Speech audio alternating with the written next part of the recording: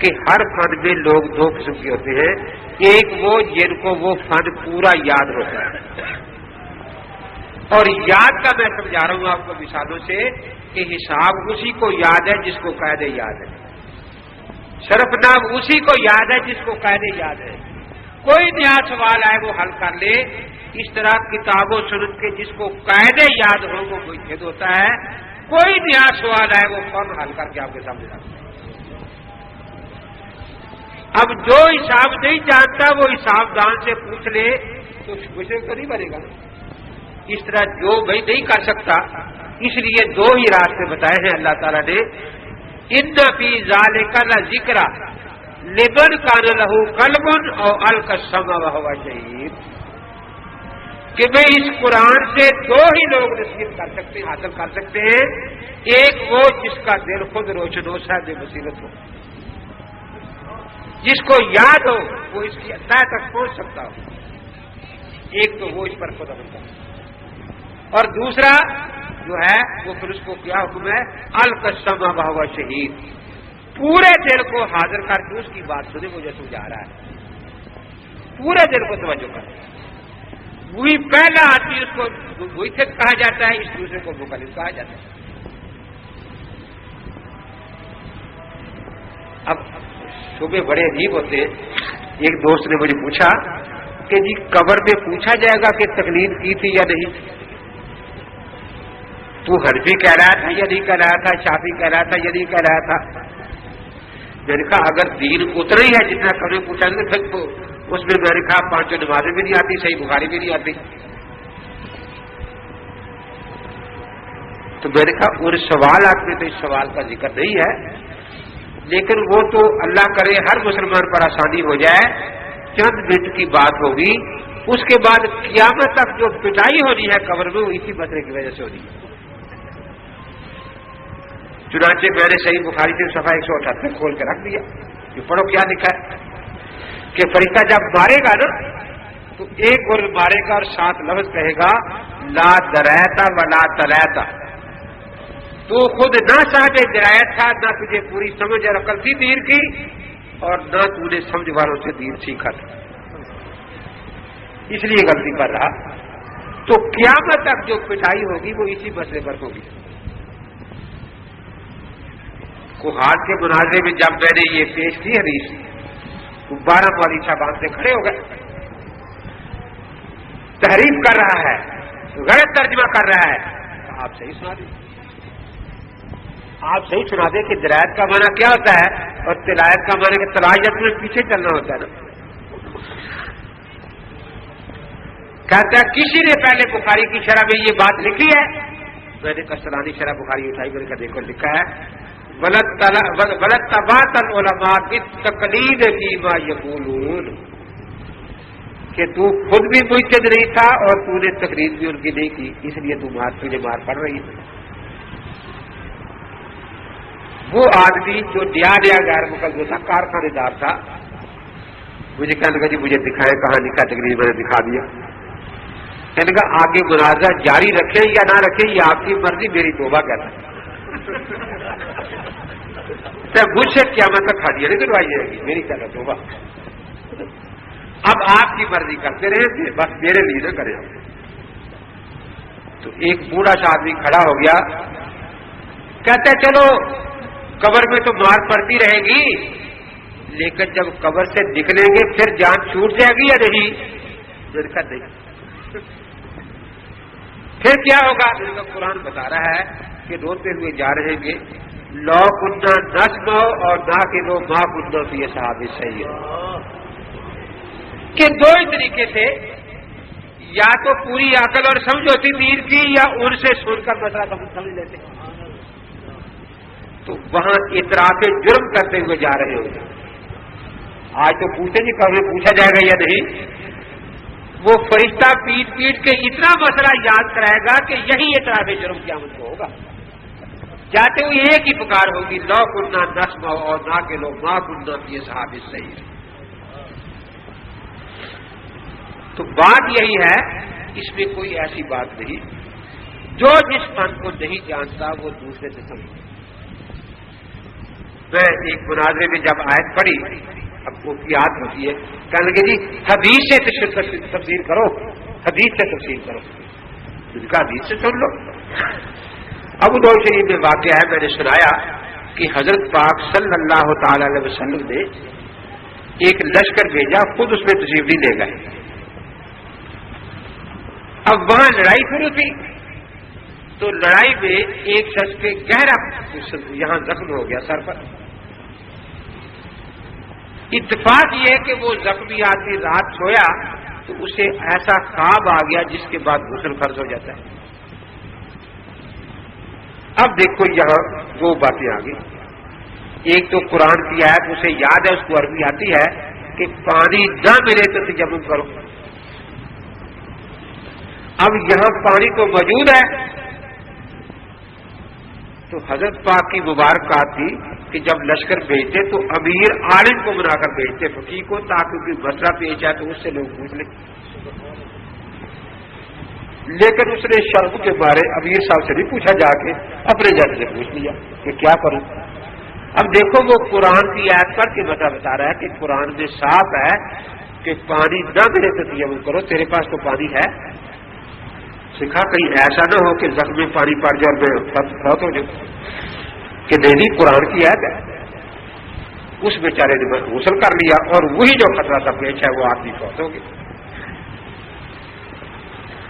جب لشکر واپس آیا تو حضرت پاک کے سامنے یہ بات رکھی گئی، حضور اقدس صلی اللہ تعالی علیہ وسلم جو رحمت العالمین ہے، پتھر مارنے والوں کو دعائیں دیتے ہیں، لیکن یہ بات سن کر فوراً منہ سے بد دعا نکل گئی، قاتلہم اللہ، کہ انہوں نے غلط فتوی دے کر مارا ہے، خدا ان کا ستیہ ناش کرے۔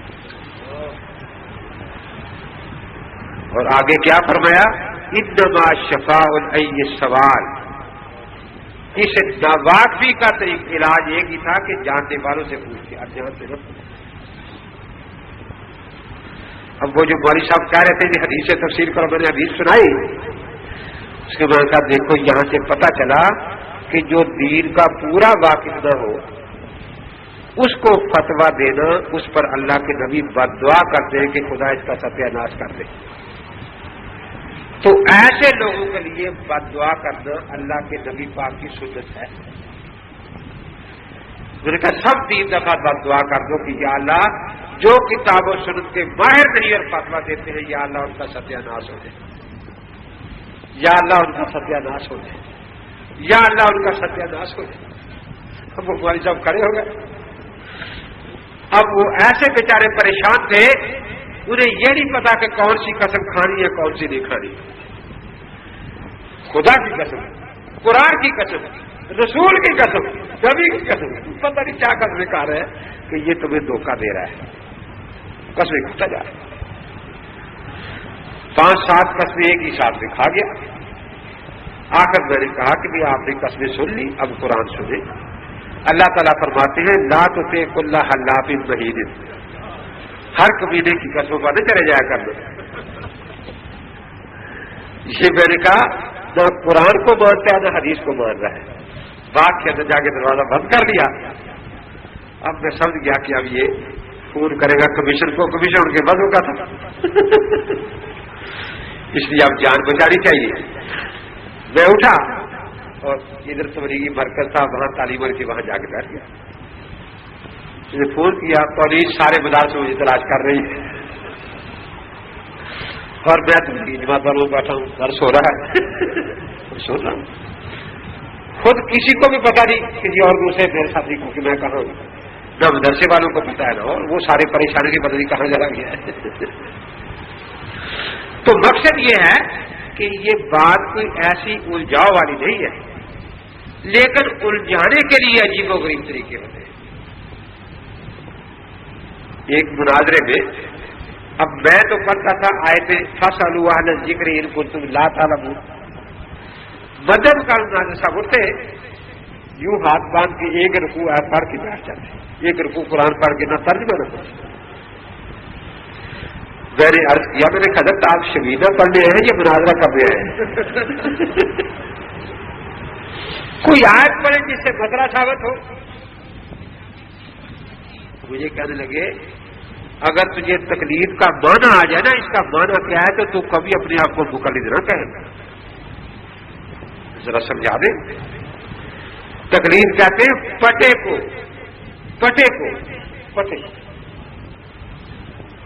ساتھ کچھ نوجوان سٹیج پر بیٹھے تھے، ان سے پوچھتا ہے پٹا کس کے گلے میں ہوتا ہے؟ یہ کتے کے گلے میں. نعرے شروع ہو گئے مشرق اہل حدیث سے. جن کا اس کا مطلب یہ ہوا کہ جتنے محدثین کا ذکر طبقات حنفیہ میں ہے وہ بھی سماعت اللہ سارے کتے ہو گئے، وہ مقلد ہے نا. جتنے محدثین کا ذکر طبقات مالکیہ میں ہے وہ بھی سارے کتے ہو گئے. جتنوں کا ذکر طبقات شافعیہ میں ہے وہ بھی سارے کتے ہو گئے.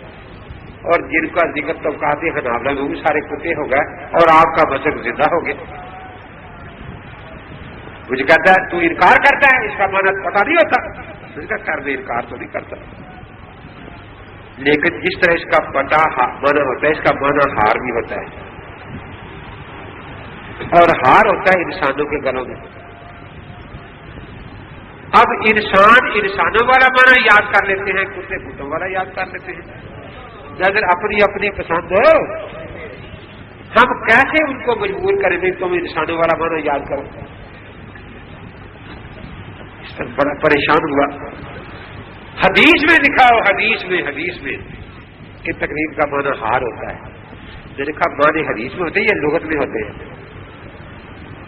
لیکن تجھے تو میں منہ مانگی موت دوں گا. آج مشکات شریف غیر مقدموں کے ترجمے والی میں نے اٹھا لی، وہاں حدیث پاک تھی واجب العلم عند غیر علیہ کا مقلد الخنازر اللؤلؤ والمرجان او کما قال صلی اللہ علیہ وسلم، کہ نااہلوں کے سامنے علمی باتیں رکھنا ایسا ہے جیسے خنزیروں کے گلے میں ہیرے جواہرات موتیوں کے ہار ڈال دیں. میں نے کہا دیکھو یہاں ترجمہ ہار لکھا ہے، اور اس حدیث سے 3 باتیں ثابت ہو رہی ہے. کتنی؟ ایک تو یہ کہ تقلید کا معنی ہار ہوتا ہے، تو آپ نے کہا تھا حدیث سے ثابت کرو، میں نے ثابت کر دیا. دوسرا یہ کہ وہ کتنا قیمتی ہار ہوتا ہے، اس میں کتاب اللہ کے موتی، سنت کے ہیرے، اجماع کے جواہرات ہوتے ہیں. اور تیسرا یہ کہ آپ جیسے خنزیروں کے لائق نہیں، ان کے لائق وہ ہار نہیں. بس اس کے بعد شور بجا دیا. تو دیکھو اس میں کوئی ایسی بات نہیں ہے جو گناہ کی. میں رحیم یار کا میں بیٹھا تھا، 5-7 مولوی صاحبان آ گیا کتابوں کی گڈیاں لے کر. مناظرہ ہوگا، چلو ٹھیک ہے ہو جائے گا. جب میں نے کہا ٹھیک ہے ہو جائے گا، تو صحیح ہوگا. کیوں؟ کہ تو پرائمری اسکول کا ماسٹر ہے. میں نے کسی حدیث میں منع ہے کہ پرائمری اسکول کے ماسٹر مناظرہ نہ کرے، تو مجھے حدیث سنا دے، میں نہیں کروں گا. میں مولوی صاحب کی محنت کر لوں گا کہ مولانا آپ مناظرہ کریں، مجھے حدیث پاک نے منع کر دیا. آپ بھی حدیث سنائے. خاموش. میں نے پوچھا کہ تقلید کیا چیز ہے جس کو آپ اتنا برا سمجھتے ہیں اور ہم اس کو اچھا سمجھتے ہیں؟ یہ عربی لفظ ہے، آپ ان ان پڑھوں کو سمجھیں کہ تقلید ہے کیا چیز. یہ تقلید کہتے ہیں کہ دین کا کوئی مسئلہ کسی امتی سے پوچھا جائے یا امتی خود مسئلہ بتائے اور اس کے ساتھ قرآن کی آیت یا نبی پاک کی حدیث نہ بتائے، صرف مسئلہ بتائے اور پوچھنے والا دلیل پوچھے بغیر اس مسئلے پر عمل کر لے. یہ ہے تقلید. بہت اچھا. میں نے کہا کہ بش آپ سارے شہر والے ہیں، پڑھے لکھے بیٹھے ہیں. حضرت عثمان رضی اللہ تعالیٰ عنہ نے جب جمعے کی ایک زائد اذان شروع کروائی، یہ کروائی ہے کہ جی کروائی، اس میں کون سی قرآن کی آیت سنائی تھی ساتھ؟ کہ جی کوئی بھی نہیں. پھر کون سی حدیث سنائی تھی؟ کہ کوئی بھی نہیں. صحابہ نے میں نے کہا مطالبہ کیا کہ آیت سناؤ؟ کہ نہیں کیا. میں نے کہا حدیث کا مطالبہ کیا کہ نہیں کیا. صحابہ مان گئے کہ مان گئے. تو یہ تقلید ہوئی یا نہ ہوئی؟ کیا یہ صحابہ آپ کے یہاں مشرک ہیں؟ تو بھائی صاحب کہنے لگے مشرک تو نہیں کہتے، غلطی تو کی نا انہوں نے، غلطی تو کی. اب میں تو ابھی نہیں بولا، ان کے آدمی ٹیچر ہاتھ باندھ کے کھڑے ہوئے مولوی صاحب خدا کے لیے اللہ کے لیے ہمیں معاف کر دو. پہلے اماموں کی غلطیاں بتاتے ہیں، اماموں کو گالیاں دیتے ہیں، ہم صحابہ کی غلطیاں بتانی شروع کر دی. کوئی چیز تو ہمارے پاس بھی رہنے دو نا، اب صحابہ کو بھی ہم گالیاں دیں. اب میں سمجھا کہ یہ آدمی بات سمجھنا چاہتے ہیں. اس کو میں نے کہا نا اصغر صاحب آپ زہر کی نماز پڑھ رہے ہیں؟ کہ جی ہاں. جن کا رکوع میں جو تسبیح پڑھی تھی اونچی زبان سے پڑھی تھی آہستہ زبان آواز سے؟ کہ جی آہستہ آواز سے. ذرا اس کی حدیث سنا دیں. جی اس کی حدیث تو مجھے نہیں آتی. تو میں نے کہا پھر کس کی تقلید میں آپ نے پڑھی تھی یہ؟ جی ہمارے مولوی صاحب نے کہا تھا کہ آہستہ پڑھنی چاہیے. میں نے کہا مولوی صاحب یہ ایک آپ کا مقلد بیٹھا ہے، یہ مشرک ہے اور آپ مشرک گر ہیں، اس کو مشرک بنا رہے ہیں. میں نے دو چار باتیں اور پوچھ لی. میں نے کہا آپ روشنی پڑھتی ہیں آپ یہ اتحیات میں؟ کہ جی ہاں. اونچی آواز سے آہستہ آواز سے؟ کہتا یہ نہ پوچھو حدیث ہمیں نہیں آتی، نہ اونچی کی نہ آہستہ. میں نے کہا امام السلام علیکم اونچی کہتا ہے، مقتدی آہستہ کہتے ہیں، اس کی حدیث کہتا ہے یہ حدیث ہمیں نہیں آتی. میں نے کہا پھر کس کی تقلید میں کرتے ہیں یہ سارے کام؟ 6 مولوی صاحبان، 7 ان کے شاگرد تھے، 12 تو ان کی تعداد 20-25 اور. تو میں نے کہا کہ جی ہم کل آپ کو 10 بجے حدیثیں دکھائیں گے. بہت اچھا، لیکن کل تک جو نمازیں آپ پڑھیں گے وہ دوبارہ پڑھیں گے یا نہیں؟ کیونکہ وہ تو آپ کے پاس دلیل نہیں تھی نا، وہ تو آپ نے کسی کی تقریر میں پڑھی ہے. اب ہمارے ہاں کسی پر اعتماد کر کے دیکھیے، یہ مسئلہ تقریر کا مشکل نہیں ہے. آپ کسی نماز سے پوچھیں کہ آپ کو اتحیات یاد ہے نا، اس کی سند سنائیں، آتی ہے سند، پھر راوی کے حالات آتے ہیں. لیکن آپ اتحیات اس پر پڑھ رہے ہیں کہ اس کی سند یقین علماء کے پاس ہے اور ہے بھی صحیح، اگرچہ مجھے معلوم ہے. اب اگر تقلید شرک ہے تو آپ اتحیات پڑھ کے مشرک ہوئے، نمازی نہیں ہوئے. اور اگر تقلید جائز ہے تو آپ نمازی ہوئے. کہنے کہ اتنا بوجھ نہ ڈالو، ساری نمازیں ہم سے قضا نہیں ہوگی. میں نے کہا اچھا. صبح میں نے 9 بجے فون کیا کہ 6 حدیثیں آپ سے پوچھی تھی مل گئی؟ کہ نہیں جی رات یہ جھنڈے میں بھی کوئی نہیں سویا، کتابوں میں تلاش ہو رہی ہے، فون پر رابطے قائم ہے. کراچی جامع ابو بکر اور مدرسہ ستاریہ میں لوگ نہیں سوئے، تلاش ہو رہی ہے. اور 4 کاریں حدیثیں لینے گئی ہوئی ہیں، 4 کاریں. تو میں نے کہا کاروں پر آ جائے گی یا ہیلی کاپٹر بھیجنے پڑیں گے؟ تو آپ تو جی ہمارے پیچھے پڑ گئے. میں نے کہا بالکل نہ، مجھ سے زیادہ نرم آپ کو آدمی نہیں ملے گا. میں نے حدیثیں 6 پوچھی آپ سے، آپ مجھ سے قسطیں طے کر لیں. 3 مہینے کے بعد 2 حدیثیں دکھا دیا کریں، اتنی آسان تھی. اس دفعہ 2 دکھا دیں. میں یہ نہیں کہنے کا تھا پہلی دکھائیں، جو آپ کو مل جائے وہ دکھا دیں. پھر 3 مہینے بعد آ کر دوسری 2 پوچھوں گا، پھر 3 مہینے بعد تیسری آپ سے وصول کروں گا. کہتے جی بس ہم آپ سے بات نہیں کرتے. انتظار کرتے رہے. 4 بجے ہم ان کی چلے گئے جہاں ان کا مقصد تھا صدر سے کہ بھی ہم تو انتظار کرتے رہے، آپ آئے نہیں. اللہ کے نبی کی حدیث میں تو بہت بڑی نیکی کی بات ہے، تو ہم کیوں معروم ہیں اس سے؟ اس لیے ہم خود چل کر آ گئے ہیں. کھڑے ہو گئے. حدیث نہ پوچھنا، حدیث نہ پوچھنا، حدیث نہ پوچھنا. کل آپ نے ہمیں بہت ذلیل کیا، حدیث نہ پوچھنا. دیکھا اچھا آپ کیا مانتے وہی پوچھ لیں گے. بھائی ہم آپ کی فقہ بالکل نہیں مانتے. میں نے کہا بالکل نہ مانو، میں تو خود آپ کی فقہ چھوڑ دے رہی ہے. میں نے کہ جو مسئلے میں فقہ سے لیتا ہوں مجھے حدیث سے ضرورت پوری کر دیں، مجھے کیا ضرورت ہے فقہ ماننے کی؟ میں تو خود فقہ چھوڑنے آ گیا. اب میں نرم ہو رہا ہوں، گرم ہو رہے ہیں. ہم نہیں مانتے فقہ. بالکل نہ مانو، مجھ سے بھی سنوا دو. اور میں تو آ گیا ہوں. میں قیامت کو اللہ تعالیٰ سے عرض کر دوں کہ یا اللہ میں منتیں کرتا رہا کہ مجھ سے فقہ چھڑا لو، جو چھڑائی نہیں مجھ سے. اب میں نرم ہو رہا ہوں، گرم ہو رہے. 2 کھڑے ہو گئے. یہ فقہ ہے؟ اس نے لکھا ہے امام اس کو بناؤ جس کی بیوی خوبصورت ہو. یہ فقہ ہے، یہ ہے ان کی فقہ. نہیں مانتے ہیں اس فقہ کو، بالکل نہ مانو، بالکل نہ مانو. میں نے خود فقہ چھوڑا دیا. اب وہ چار اور کھڑے ہو گئے، ہم نہیں مانتے تمہاری اس فقہ کو. سب بالکل نہ مانو، میں نے خود چھوڑ دی، مجھ سے چھڑوا لو. جب وہ 7-8 ہو گئے شور مچانے والے، تو پھر میں نے پوچھا کہ صرف زبان سے نہیں مانتے یا دل سے بھی نہیں مانتے فقہ کو؟ نہ زبان سے مانتے نہ دل سے. دل کا تو اپنے سے جس کی بیوی خوبصورت ہے ہمارے پاس بھیج دو، کیونکہ ہماری فقہ کا مسئلہ ہے نا کہ امام کی بیوی خوبصورت ہو. یہ تو ہماری فقہ میں لکھا ہے. آپ امام کو وہ بیوی لا کر دیں جو پورے علاقے میں بدسورت ہو، کہ جب پیچھے جا رہی ہے تو سرٹیفکیٹ ہو کہ فقہ کا منکر آگے آگے جا رہا ہے اور یہ سرٹیفکیٹ پیچھے جا رہا ہے. اتنا میں نے کہا سارے بیٹھ گئے، بس ساری شوقی ختم ہو گئی بیوی کے لیے. بس ایک بات کہہ کے ختم کرتا ہوں. میں بار روم میں تقریر کر رہا تھا، وکلا حضرات بیٹھے تھے.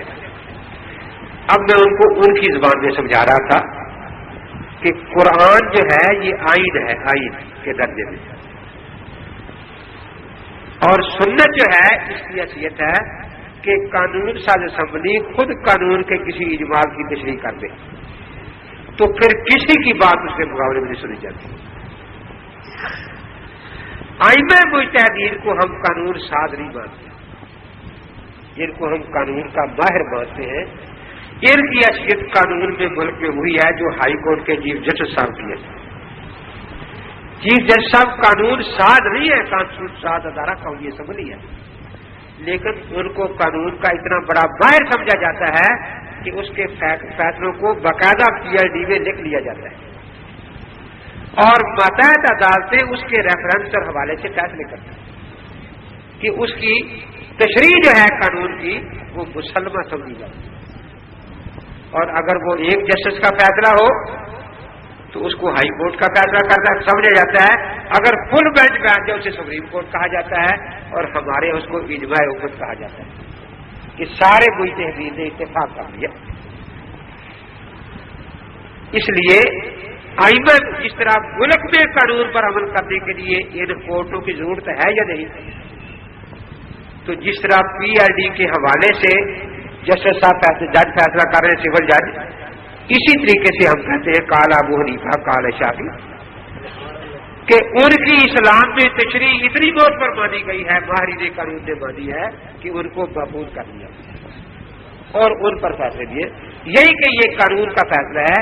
چیف جسٹس کا فیصلہ چیف جسٹس کی ذاتی رائے نہیں ہوتی، قانون کا تشریح ہوتی. اس طرح مجتہد کا فیصلہ کتاب و سنت کی تشریح ہے، وہ اس کی ذاتی رائے. اب دیکھو میں بڑی آسان مثال سمجھا رہا تھا جو ان کے ذہن کے مطابق تھی. غیر مقلد کی بحث میں وہ ہے کہ جس طرح توحید عدالت کرنے والا کہ تو پٹواری اور جج کو چیلنج کر دے کہ تو قانون نہیں جانتا، تو توحید عدالت کا مرکب ہوگا یا نہیں؟ ایک صاحب کھڑے ہو گئے کہ بھائی صاحب امام ابو حنیفہ معصوم تھے؟ میں نے کہا نہیں بیٹھ گیا. میں نے کہا بات پوری پوچھنی چاہیے، ادھوری نہیں پوچھنی چاہیے. کہ پوری نہیں؟ میں نے کہا نہیں. کہتے پوری نہیں؟ لیکن آتی تو مجھے پوچھتا مجھے کہ تو ہندو ہے؟ میں کہتا نہیں. تو یہ بھی پوچھتا کہ میں ہوں کیا، اور یہ پوچھتا کہ میں ہندو نہیں کیا ہوں. تو نے پوچھا امام صاحب معصوم تھے؟ میں نے کہا نہیں. اب اس کے پوچھ کے تھے کیا کہ جی سب بتائیں وہ کیا تھے؟ میں نے کہا عادل.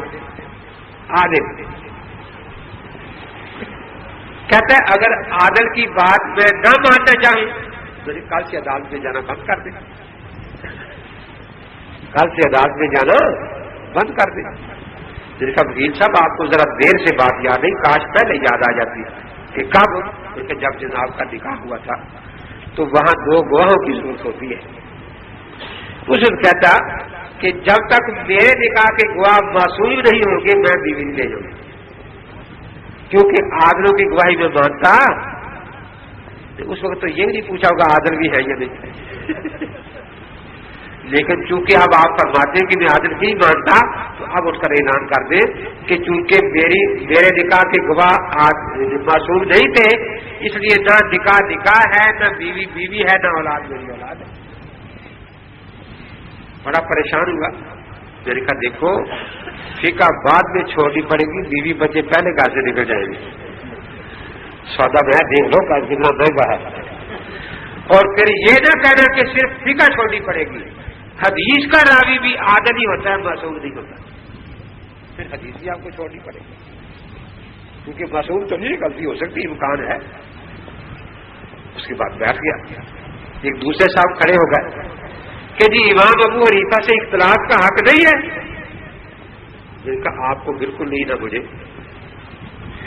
کیونکہ آپ وکیل ہیں، آپ وکیل صاحب سے اختلاف کر سکتے قانون میں، لیکن ڈاکٹر صاحب سے نسخے میں اختلاف نہیں کر سکتے آپ۔ لوگ کہیں گے وکیل صاحب کو کیا ہوگا، ڈاکٹر سے لڑ رہے ہیں جا کے۔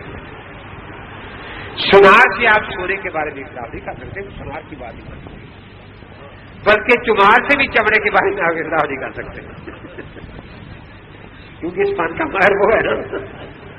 تو اس طرح امام ابو حنیفہ مجتہد تھے، ان کے ساتھ اختلاف کا حق مجتہد کو ہے، تجھے نہیں، نہ مجھے ہے۔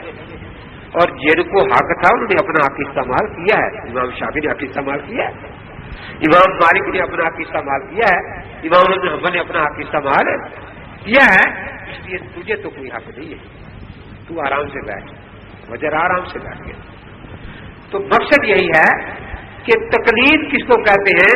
کتاب و سنت پر عمل سب کے ہاں ضروری ہے، ضروری ہے یا نہیں؟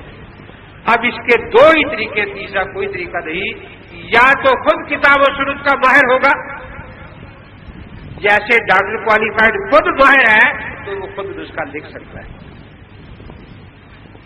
لیکن مریض اس کی ریس نہیں کر سکتا۔ اسی طریقے سے جو کتاب و سنت کا ماہر ہے وہ خود اس پر اپنی بصیرت سے عمل کرے گا، اور جو ماہر نہیں وہ اس کی بصیرت سے فائدہ اٹھائے گا اور قرآن بھی اس پر عمل کرے گا۔ تو قرآن و سنت پر عمل کرنے کے طریقے دو ہیں، تیسرا کوئی طریقہ ہے ہی نہیں۔ تو اس لیے یہ کوئی ایسا مسئلہ نہیں ہے جس پر اتنا برا بھلا لوگوں کو کہا جائے۔ ہم جو کچھ بھی کر رہے ہیں وہ ہر فن میں ماہرین کے بتاتی میں چل رہے ہیں، تو دین میں بھی ہمیں اسی طریقے پر چلنا چاہیے۔ یہ چیک دیکھ لو کیا ہے۔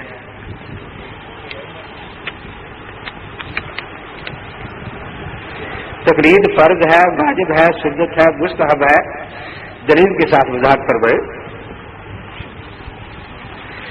کتاب و سنت پر عمل فرض ہے یا نہیں؟ اور میں نے بتایا کہ کتاب و سنت پر عمل کے دو ہی طریقے ہیں، یا خود سمجھو یا دوسرے سے پوچھ کر عمل کرے۔ سورۃ فاتحہ پڑھنی واجب ہے نا، یہ واجب بالذات ہے، اس پر زبر زیر لگانا واجب بالغیر ہے، تاکہ جن کو قاعدہ نہیں آتا وہ یہ واجب ادا کر سکے۔ ہمارے ہاں نبی چونکہ معصوم ہے، ہم نبی کی تابعداری کو فرض کرتے ہیں، مجھ سے خطا کا امکان ہے، اس لیے خطا کے امکان کی وجہ سے اس تقلید کو واجب کرتے ہیں، ہم اس کو نبی کے برابر نہیں کرتے۔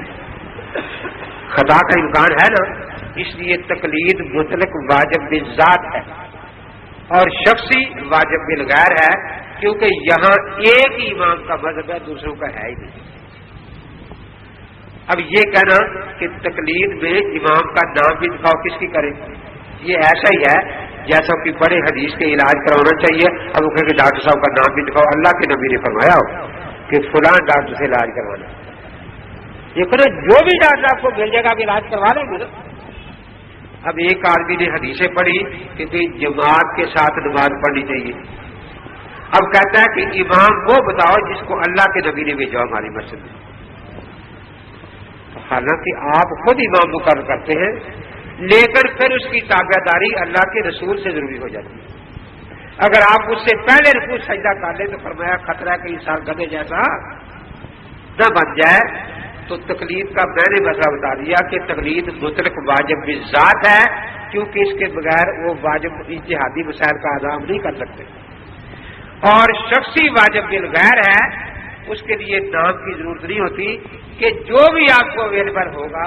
اب آپ نے قرآن پڑھنا ہے، اب آپ کہیں کہ میں قرآن نہیں پڑھوں گی جب تک حافظ صاحب کا نام حدیث میں دکھاؤ کہ فلاں حافظ صاحب سے پڑھو، تو یہ سوال معقول ہے، یہ غیر معقول ہے؟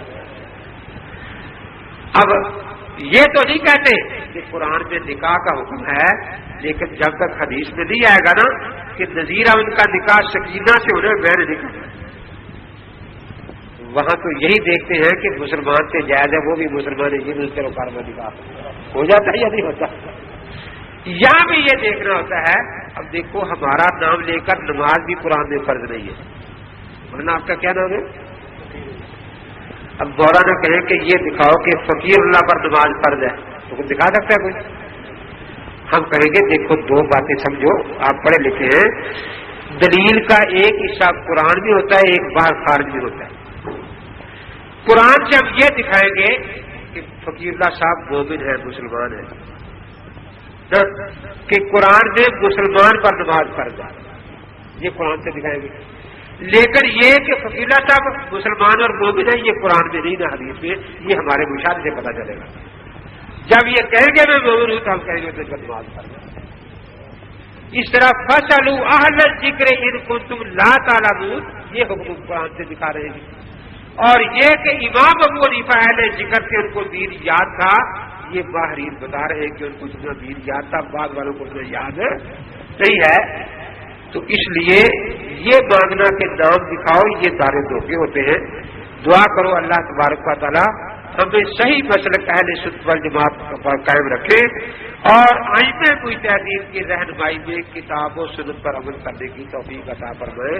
وآخر دعوانا ان الحمد للہ رب العالمین۔